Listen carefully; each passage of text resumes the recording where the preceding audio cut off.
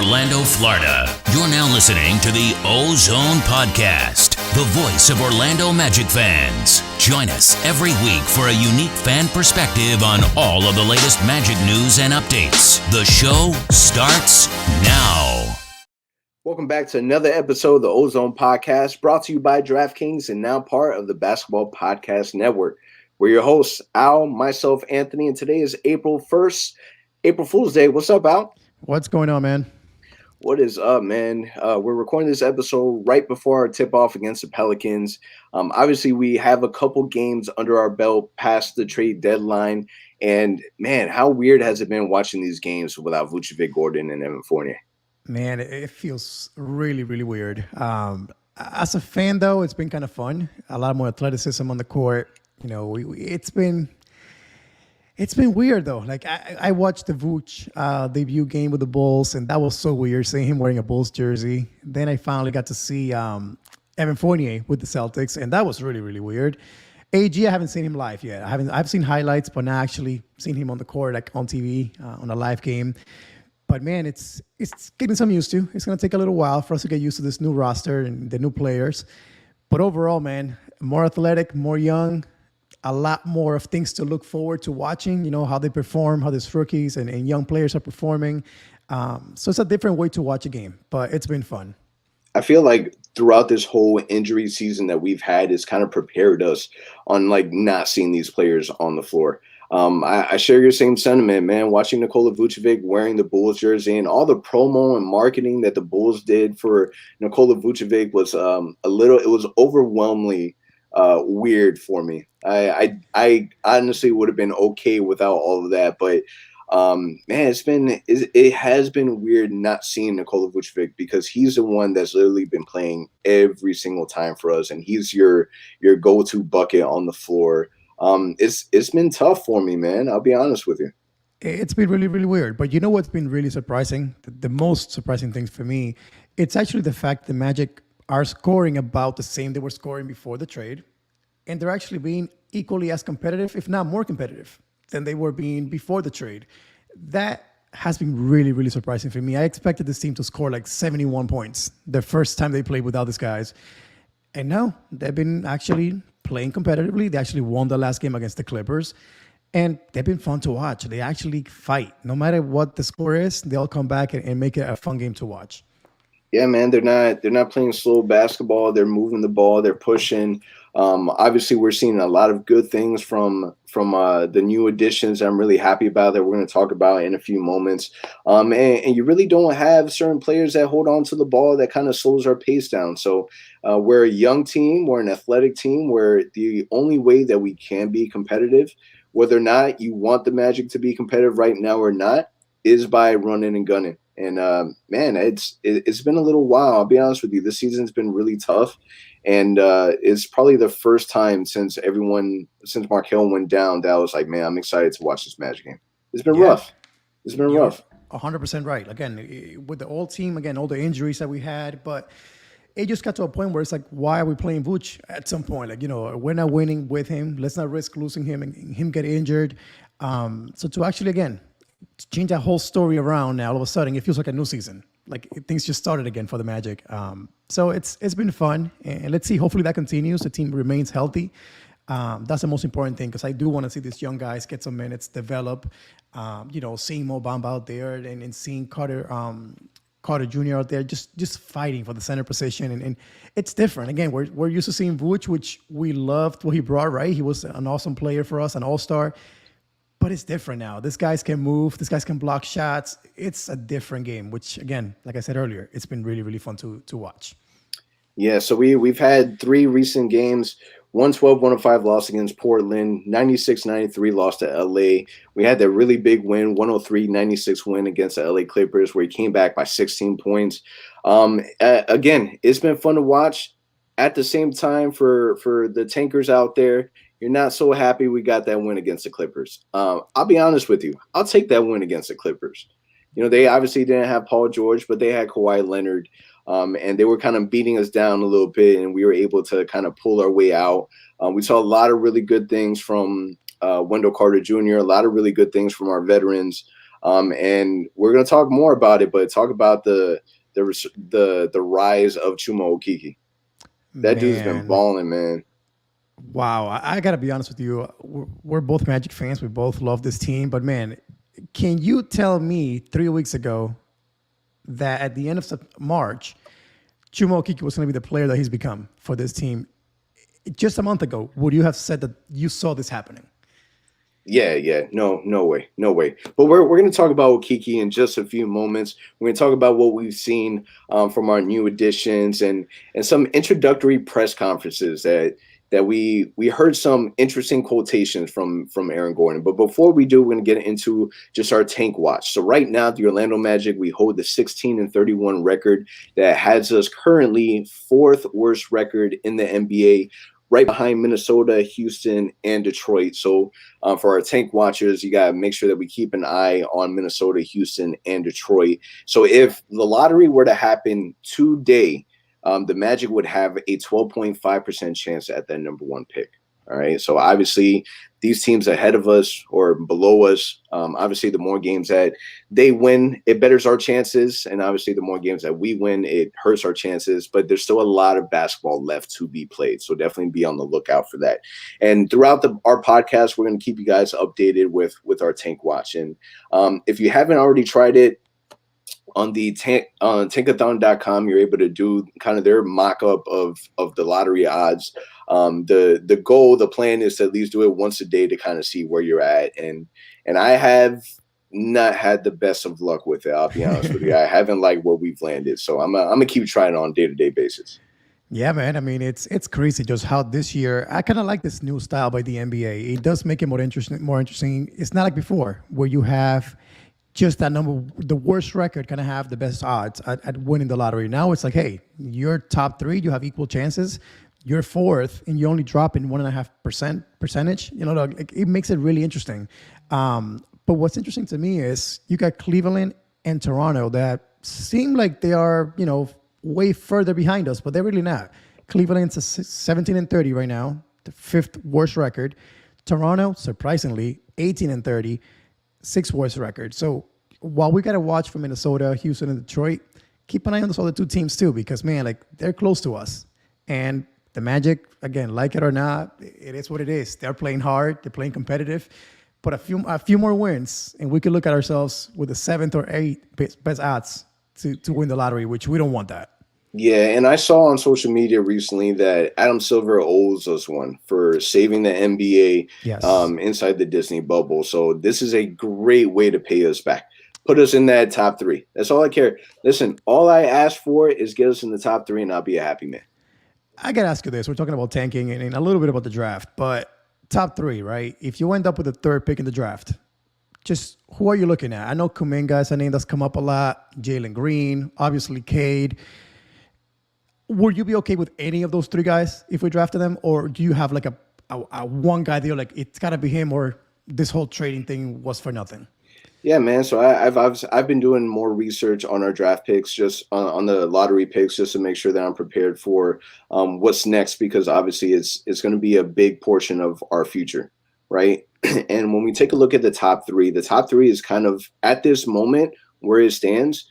The top three is kind of solidified. Where they're going to get picked is kind of where it could change at any moment, right? So number one pick right now, everyone is saying is Cade.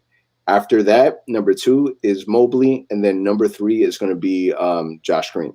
So you take a look at those Jalen Green, excuse me. So you take a look at those three, and you kind of have to decide, what direction that you want to go with. But the Magic are not in a position to where they can just add, best fit. You're in the position where you have to draft best player available. So I had thought about, man, what would the Magic do if we miss out on the number one pick, Cade is out the door, do we draft a player like Mobley? When you already have Mo Bamba and you have Wendell Carter Jr., do you add a third center to that mix? And what I've been hearing from other Magic fans is you draft best player available. And this is a guy that, you've already got a couple years in with the centers that you have, and you really haven't seen a whole lot. Obviously, Wendell Carter, we just got him, but he's kind of in the same boat that our Bamba is in. So you go with the definite because Mobley's supposed to be the player that's able to carry a franchise Yeah. potentially.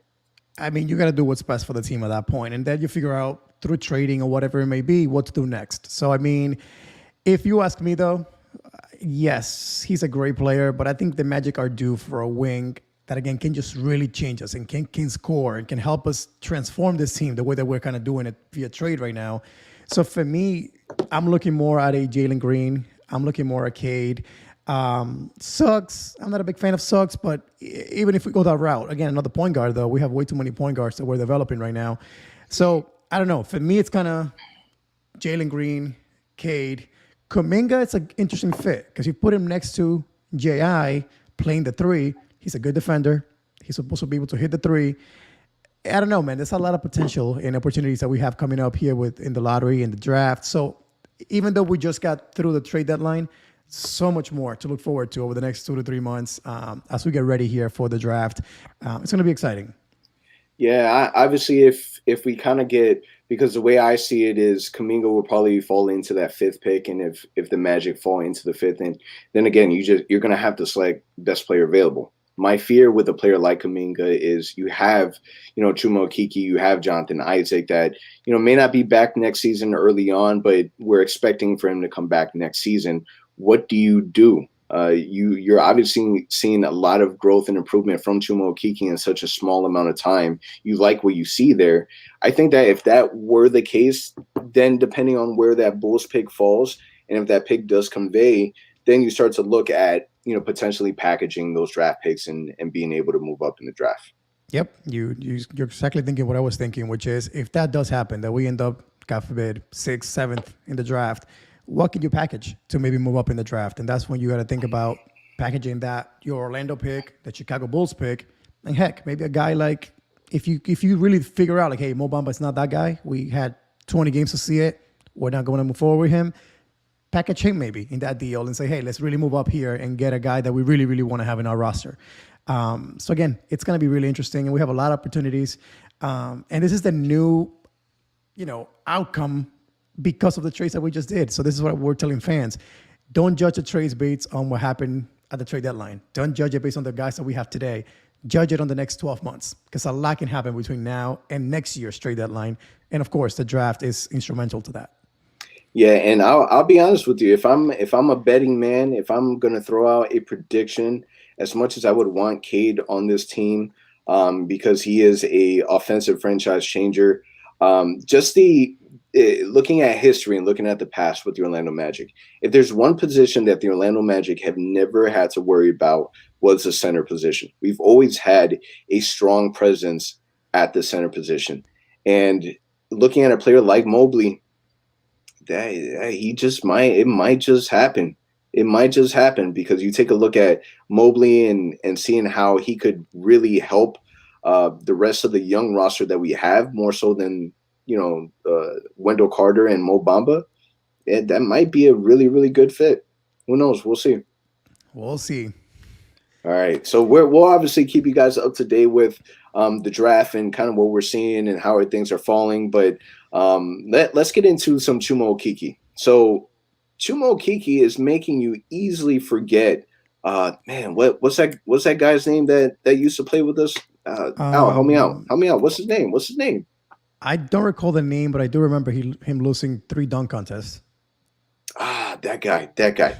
Yeah, so Chuma Okeke, man, this dude is averaging 17.8 points per game, 4.8 rebounds, 2.3 assists, playing 28.5 minutes per game in just the last 4 games. So this dude is getting the opportunity to play, and he is making it very, very, very easy to forget about Aaron Gordon. Man, and not only that, just how efficient he is doing it. He's shooting 62% from the field, 63% from 3-point range. And he's not just shooting just like wide open shots. Like this guy is actually, creating off the dribble a little bit. He's attacking the basket a little more, getting more and more confident as the games go along. But I got to say, man, Chuma Okeke has impressed me. And we kind of said it earlier. In my opinion, if you were to ask me a month ago, I would have said, maybe next season we see this type of Chuma Okeke impact on the court. he's doing it. What is this now? Month 3 into the regular season. He's now a solidified starter at the power forward position, so it's only going to get better from here.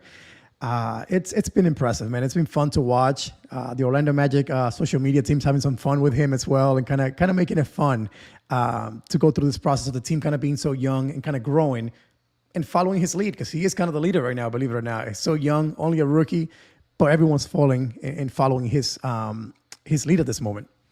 Yeah, they're and obviously the national media, they're not talking about Chuma Okeke. No. They're not putting him in the rookie leaderboard. Obviously, you know, it's only 4 games that we really got to see this type of Chuma Okeke, but man, this dude is balling, man. He's playing so well. This is not the same player that we got when he first started with us. When he first started playing with us, he was really timid. You can tell that he was nervous out there. He's playing so much more confident, way more aggressive. He's putting the ball on the floor. He's taking the ball to the rack. This dude is shooting lights out. Man, I honestly thought that Cole Anthony was going to be our prize rookie this season. And I'm starting. I mean, he's been injured, so he hasn't been on the court, but I'm giving that award to Chuma right now. Oh, for sure. I mean, and Cole, to his credit, he did show us a lot during his short stint. He wasn't ready to be the starting point guard when he took over the starting point guard position role. I'm excited to see Cole when he comes back next week, because if he does come back, he's been studying the game, I'm pretty sure, watching film, sitting next to Clifford and kind of getting prepped for that comeback. Playing Call of Duty. Probably that too. But I want to see what he's learned, because remember, like, as an NBA player now, he's going to be ready. He's been practicing with the team a little more, watching, how the team does things. So I'm intrigued. I'm intrigued to see what he looks like coming back from injury. But again, Chuma right now is the man of the hour. He gets all the credit right now, for sure. He's the rookie that, again, nobody expected us to have this type of production from this season. But again, as a Magic fan, we got to be excited. Think about this, man. I've been thinking about this lately. Markelle Fultz grew in his 1 year with us before his injury. J.I. showed potential to be an all-defensive NBA player. Chuma Okeke now is showing signs of being a great shooter, playing defense, and being a guy you can rely on. I mean, you got to give the front office some credit, man, because those are 3 moves they made that at the time, people might have been like, why? Why are we trading for Fultz with this injury? Why are we trading or drafting J.I. when we had a bunch of forwards? Why draft Chuma Okeke when we have all these forwards? And you kind of little by little start seeing these pieces kind of fit into place. And man, they look like smart guys right now. That's for sure, because I don't think nobody expected, again, these guys to turn out into the players they've become. So that's when, again, the future looks so bright for us. Yeah, and listen, Chuma Okeke, his rapper name is Big Chum, so I kind of knew with that rap name, you gotta be able to ball out on the court. You gotta have some level of confidence to have a rap name as Big Chum. But now I'm excited with what I've seen so far, and I'm curious to see how or when Cole Anthony comes back with the roster that we have now, and obviously with so many different new pieces that have been added. Who would you say right off the bat? Whose team is this right now? Who's leading the fort? I mean, until J.I. comes back, I would say this is Chuma Okeke's team. He's taken it away from Cole Anthony at this moment. Man, that's quick to point. It's only been 4 games out. But again, he's been steady in his performance. Even though he hasn't been putting up this kind of numbers, what he's been doing is he's been playing smart, not making mistakes, playing solid defense. He's an ideal Coach Clifford player. So he's earned that respect from our coach. That's why he's starting already. He's playing more minutes. It's not only the numbers. The numbers are great, don't get me wrong. And we kind of all knew that with more minutes, more shots, more results from him. But I think he's earned the trust from the coaches, the teammates. And for that reason, I think, you got to give that to him right now. But from a leadership standpoint, Cole Anthony has that one all day long. This dude is on the bench, pumping up these guys, cheering for the teammates. And when he is playing, always talking on defense, always, being a leader. So I think in that sense, Cole Anthony gets that right now. Now, of course, next season that may change when we get Markelle back and J.I. Yeah, and you can definitely see that Cole Anthony is really involved on the bench. The same as Markelle Fultz. Markelle Fultz has been on the sidelines really coaching these guys. So this group is going to be really, really fun to watch. Now, we obviously had the opportunity to be able to see Otto Porter Jr., Wendell Carter, and RJ Hampton, their debut with the Magic. what have you seen? What are your thoughts on those players, and what has impressed you the most with these guys? Man, they've been solid. They've been guys that kind of came in, and it feels like they've been with the team for a while for some reason. Like Otto Porter Jr., he's a veteran, right? So he's a guy that knows how to play the game, been in the NBA for many, many seasons. He came in and he just fit right in with the team. I know during the Fox Sports broadcast, they said that he already knows like the whole playbook. He's already known the defensive schemes. So he's a guy that off the bench, it's a great fit for the Magic right now. Now, is he going to stay with the Magic long term? We don't know that. He's going to demand some money in free agency. I don't think the Magic are going to be willing to pay him what he may demand. We'll see what happens with that. Well, would any other team want to pay him $28 million? Hell no. Hell no. He will never sign that kind of contract again. It's not going to happen, So if it is an affordable contract, hey, maybe he is back with us next season. But I like the fact that he's a shooter. You got to guard him out there. So he creates a threat behind the three-point line. And he's a good defensive player. Wendell Carter Jr., I mean, you can pretty much say he won us that game against the Clippers. For good or bad. I know we all wanted to lose because we are in tank watch. We want to lose games. But he's not, I guess he hasn't caught on yet because he was blocking shots. He was tipping in the ball when it mattered most to go ahead and to protect our lead. He's played really, really well so far. Mo Bamba and him, I know we said it on our last week's episode, are going to be fighting, man. They both want to play. They both want to be a future starter in this team, which I think is going to happen sooner rather than later.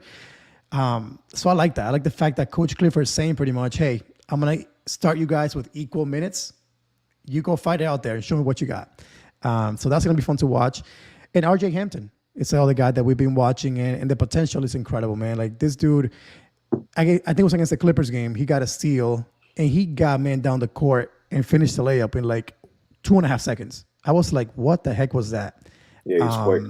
My goodness, the athleticism, the way that he plays defense actually surprised me as well. And when he's shooting the ball, he's not hesitant, man. He's catching the ball and shooting it. Like he's confident. He did spend some time working out with Mike Miller, so maybe that has something to do with it. But, man, it's been impressive so far. I've been impressed with them. I hope that continues. But what about you? What are your thoughts on how they fit in with the team, and what have you liked so far? Yeah, so Wendell Carter, initially, he's a lot smaller than what I was expecting. Obviously, I knew he was 6'10", but to me on the court he looks a lot smaller. But his arms are super long. He has a 7'5" wingspan. So the fact that he has a really nice touch, is able to shoot the ball really well, was pleasant to see. Otto Porter Jr., he's a vet. You can kind of see that Cliff is really clinging onto him as the anchor out there on the court, giving him the opportunity to hit the attempt to shoot the game-winning shot that he had. But RJ Hampton is going to be the prized possession. He's the one that I'm most impressed with, just because he's so fast, he's so quick. In his first game with us against the Lakers? The Lakers. This dude, his first game, he went on and hit a career high in points. His very first game with us. Obviously, you're saying, man, it's 10 points is not that much, but man, he didn't have an opportunity in Denver. He's going to have an opportunity with us. And exactly. He's fun to watch, man. He's so fast. And they were already talking about how Jeff Woolman was saying that he can see Hampton in a lineup, not necessarily starting, but in a lineup with Markelle Fultz and Cole Anthony, and having a three-wing lineup of those three. And when I think about how fast the three of them could play together, especially in the East, bro, it's exciting, man. It's exciting time to be a Magic fan. It is. I mean, in today's NBA, that's what it's all about. You see a lot of teams rolling out that three-guard, rotation out there where they're going point guard, shooting guard, small forward. Instead, they're doing it point guard, shooting guard at the small forward position. And if you think about the Magic, I mean, Markelle is 6'4", RJ Hampton is 6'4", Cole Anthony 6'3"-ish, maybe 6'1", really. But I mean, these dudes, the speed they have, if they can shoot the ball well, that's all you need, man. You got that. You got J.I. You got a tall center that can run up and down with them. It's exciting. Yeah, and the concern with RJ Hampton was his shooting ability. And this offseason, he did spend some time with Mike Miller, who was helping him with his jump shot.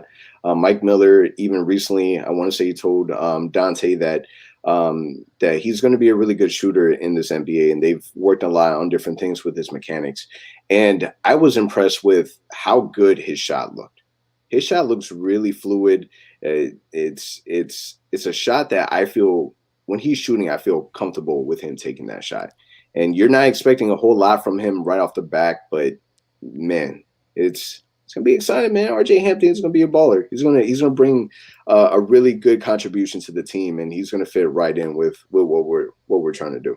Yeah, actually listening to the Orlando Magic official podcast today, and one thing that came out of that was, which was interesting to me, the Magic media team had three pre-drafted press releases in the draft.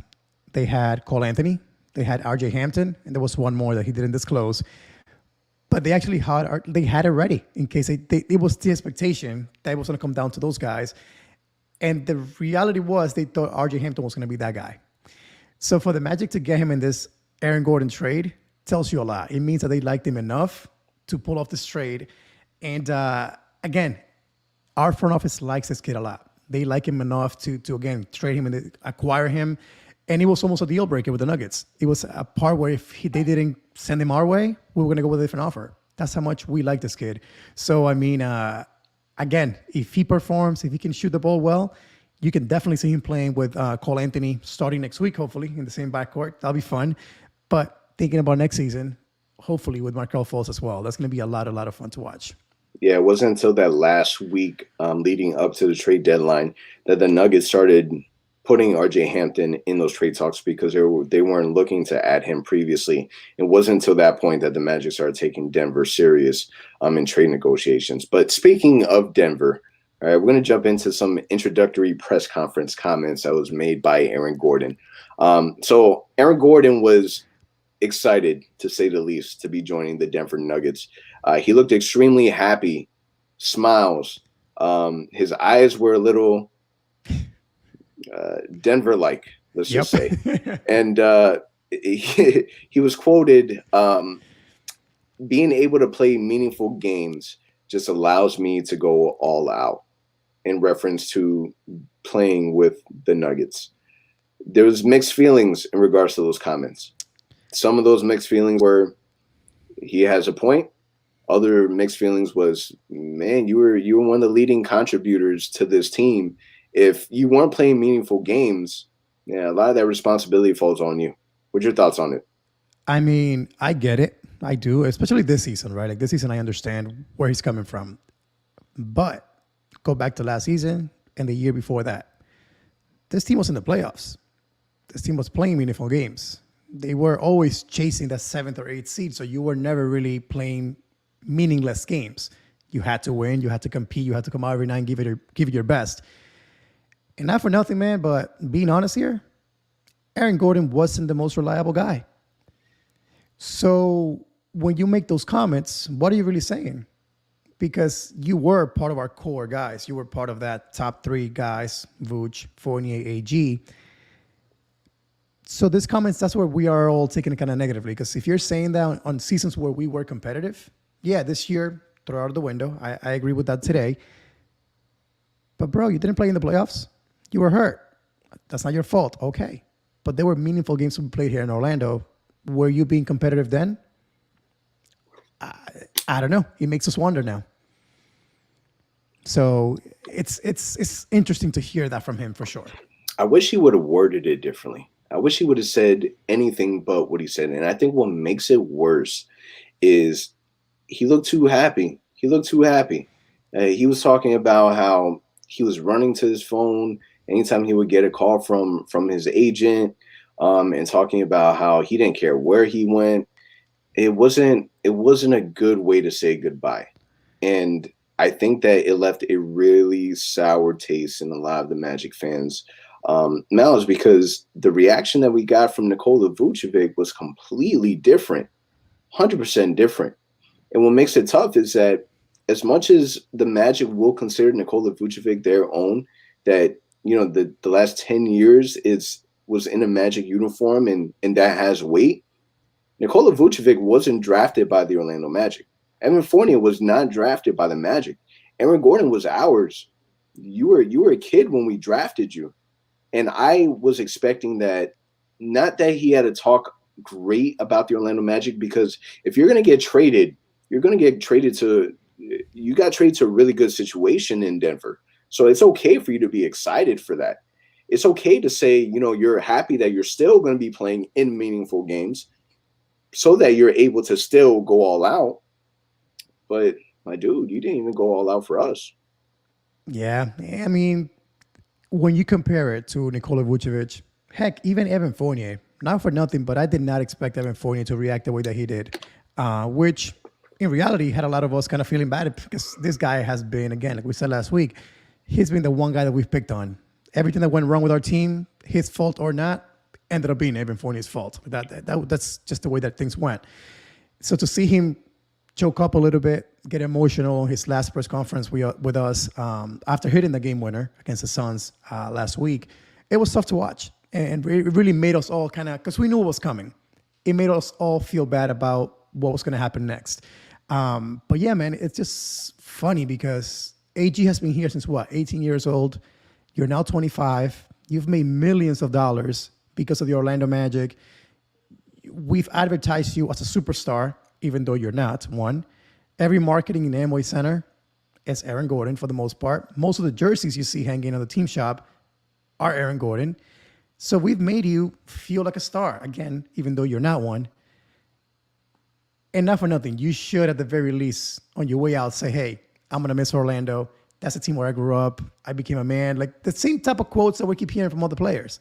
But like I said, we have gotten none of that. Unless I missed it, we've gotten nothing thanking Orlando in a press conference, feeling kind of sorry about the way things ended, except a little message that he posted on Instagram, which again, his agency does that. So it is what it is. But I don't know, man. It definitely left a sour taste in my mouth.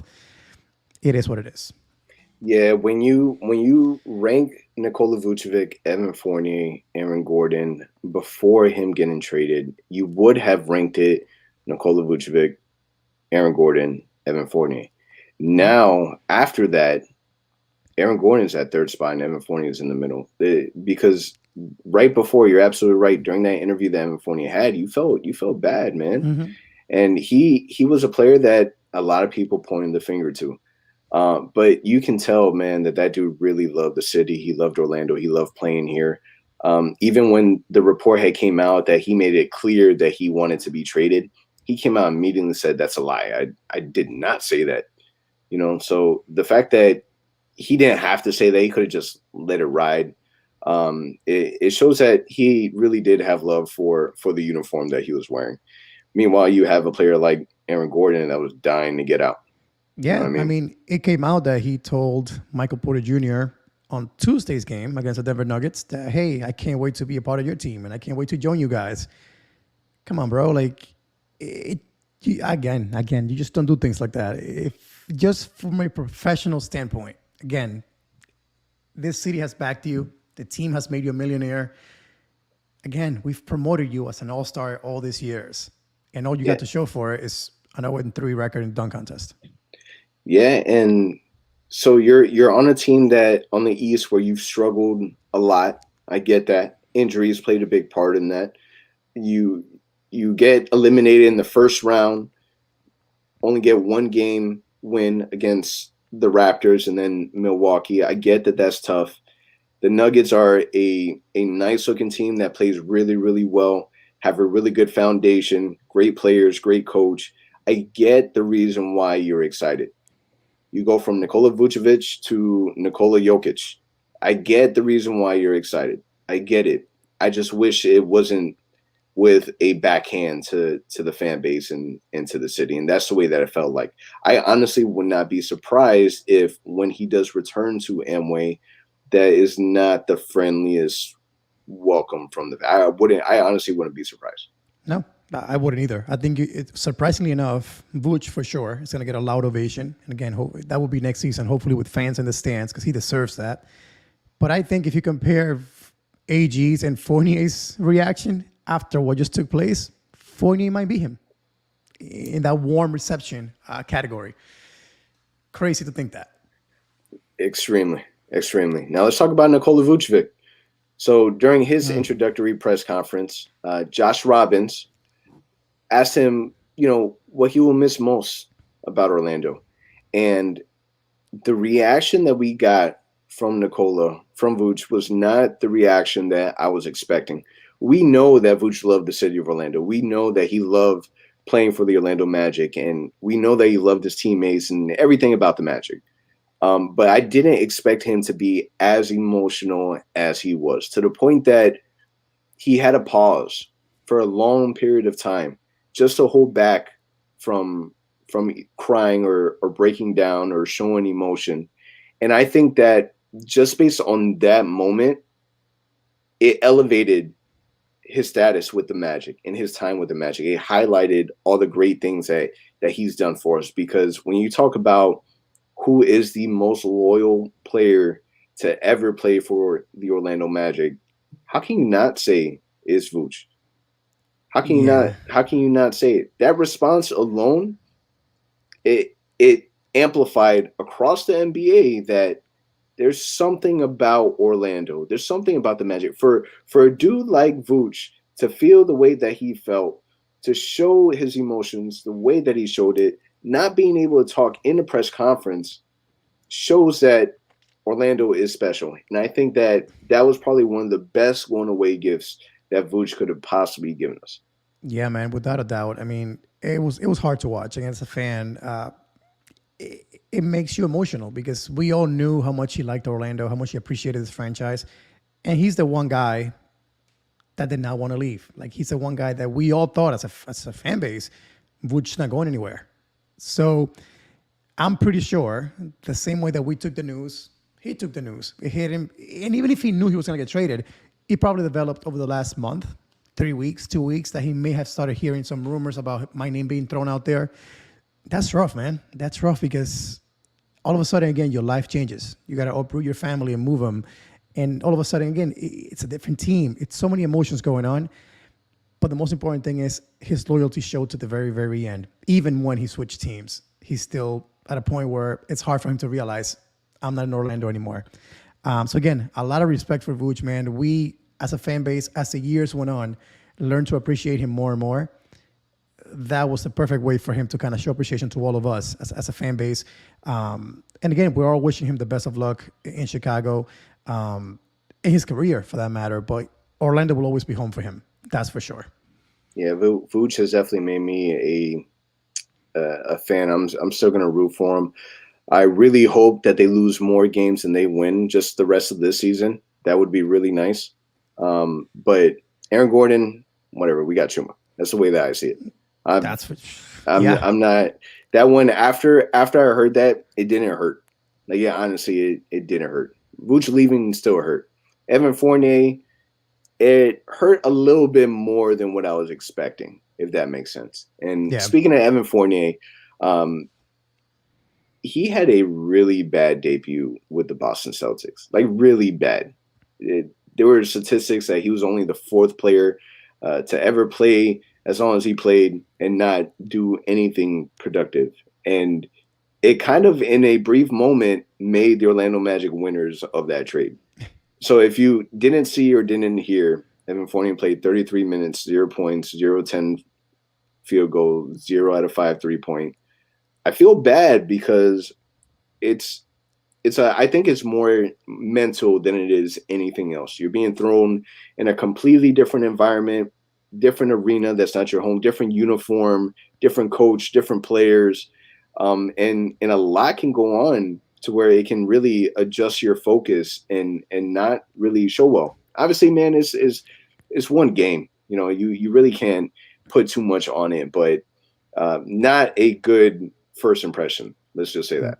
Not at all. And not only that, but he followed it up by playing on yesterday. He had a game with the Celtics, 31 minutes, 6 points, 3 for 6, 3 rebounds, 1 assist. I think out of the 3 guys that got traded, Fournier is the one that's going to have to adjust the most. He's now a 6-man. He's no longer starting, which that automatically is a shift and something you have to adjust to. Mm-hmm. He played that many minutes, but I don't think that will continue as the season goes on. Again, they cannot keep playing 5 guards, so I don't know how they're going to make that work. But again, fans need to understand, we traded a month and a half worth of Evan Fournier for 2 second-round picks and a $17 million trade exception. We did not trade him. He doesn't have 5 years left on his contract. 4, 3. We did not trade the player. We traded that month and a half of Evan Fournier. So when people look back, and I keep seeing that to this day, we got nothing from the Celtics. We got ripped off from that trade. I don't know where you're seeing that, but the reality is the Magic made a great move, at the very least, to create salary flexibility and to get a little bit of assets from it, the trade exception and the picks. But I feel bad for him. I know he'll do better. That's for sure. I know Evan will bounce back. But definitely a rough start. In Boston, I used to live near Boston before. That was the arena I went to games. Those fans there, man, they don't forgive you. They are rough fans in Boston, just like anywhere else in the Northeast.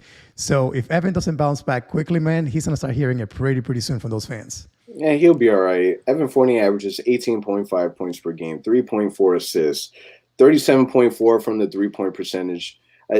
Dude can play. He's a baller. His issue has always been with us that he was doing more than what his role should be. For sure. And he's in a position where he's able to be in a role.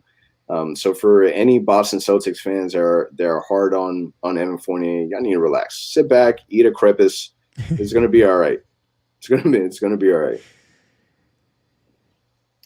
Now, going into it, we finally got Terrence Ross coming back after missing 9 games due to right knee soreness. I can only imagine how weird his first game back was. I can only imagine how, what must be going through his mind, MCW mind, James Ennis's mind, to where, more importantly, Terrence Ross, because he was our main, contributor, but it was nice to see him back. Let's just say that. For sure. I know he showed up with no afro. He got a haircut in his last game, so he looked a little bit different out there. I'm like, is that a new guy or is that Terrence Ross? But I like the pro. Yeah, me too. It's gotta be weird for him, man. It's his first game back without the guys that he went to battle with, for the last 5 years. It's gotta be rough, but it's also a new game plan altogether. He didn't play that many minutes. He didn't take that many shots. So I think he knows his role is different than what it used to be. He doesn't have to be that guy just shooting threes left and right because we need to start winning games. It's more of, hey, I got to be a little more passive, pass the ball a little more, get these young guys more involved. So he's the captain now, he says. So I don't know. It'll take some getting used to, though, for sure. Yeah, so it's good to have him back. Cole Anthony is expected to return after the road trip, which should be next week. So that should be fun to be able to see how he integrates with the new additions. And then the NBA also announced that the NBA draft will be on July 29th and the NBA draft lottery on June 22nd. And I know, Al, you and I have been talking. We're seeing if we can maybe host a lottery and draft party somewhere in downtown. So that'll be exciting. Yeah, I know I got some connections there that I'm working right now, and I know for sure at least one location that can make it happen for us. So we'll see. We'll let the listeners know, our followers know about it, and if they want to show up and celebrate or cry with us that night of the lottery, they're more than welcome to. But yeah, that should be fun. But it's fun, you know why too? Because all of a sudden, the next 3-4 months, we got something to do. So the season ends in May. June, you got now the draft lottery. July, you got the draft. August, you're going to have free agency and summer league. And believe it or not, September to early October, it's training camp. So this NBA season will be pretty much an all year round for us. Yeah, there's really no, off season is still the on season when it comes to NBA basketball. Pretty much. Yeah. All right. So this week ahead, so tonight we do have the Pelicans. Bad news for the Tankers. Zion, Lonzo, and also Brandon Ingram are expected to be out. So it'll be interesting to see how we respond after beating the Clippers and now going into a starless New Orleans Pelicans team. And then Saturday we got Indiana, Sunday Denver, and then Wednesday Washington. So those games should be fun to watch. I'm excited to see the Magic versus the Denver Nuggets. That one I have circled. That's going to be fun. Sunday, Sunday night. Yeah. Aaron Gordon's first game against us in Denver. That'll be fun for sure. Yeah. All right. Now let's wrap this up. Final thoughts. Continue to let the young centers play. I like him, Birch. I've always said that. Guy plays hard. I need him to become a backup power forward at this point. He cannot be taking minutes away from Mo Bamba and Wendell Carter Jr. I want to see those guys play at least 25 minutes or whatever it is each, but they cannot be in the teens. Lately, we've seen Mo play 17, Wendell Carter play 16, 18. Like, we got to bump that up a little more. They've earned it. If you look at the stats, the last 2 games for each of them, pretty competitive. Mo Bamba's averaging, I think, 11 points, 7 to 8 rebounds in 17 minutes, man. So I want to see actually what Mo looks like playing 30, 28 minutes a night. And same thing with Wendell Carter. I think they can play together too. Don't forget that. Wendell Carter a few years, or last season, said he's a power forward and he likes to play power forward. So I would like to see Coach Clifford play with that a little bit too. Again, what's the worst that could happen if you try that this season? Just give it a shot. And then keep feeding Chuma, man. He's playing really, really good basketball. I want to see more of that good basketball because he is an absolute fun player to watch. So let's see if his 17.8 points per game that he's had in the last 4 games keeps up and improves. And if that's the case, and if he is still balling, then damn it, this man deserves some national recognition. And let's start putting him in the names of the rookie leaderboards because this man is still a rookie, man. He didn't play last season. Give the man his respect. It's crazy. But you know what? I also need the ball to go more to him a little more. So that's on Clifford to call someplace more for him. He's shooting like 8 shots a game, 10 shots a game, and dropping 17 points. Like, I would love to see a game where he takes about 15 shots. Just be a little more aggressive because, again, the team needs it too. Right now, we don't have a healthy team per se. We don't have all the weapons that we had before offensively. Feed him a little more. Yeah, and on that note, that's right, man. Thank you guys for listening. Peace. Thank you for listening to the OZone Podcast, the voice of Magic fans. Follow us on Twitter and Instagram at the OZone Pod. And remember to subscribe and leave a 5-star review on all your favorite podcast listening platforms.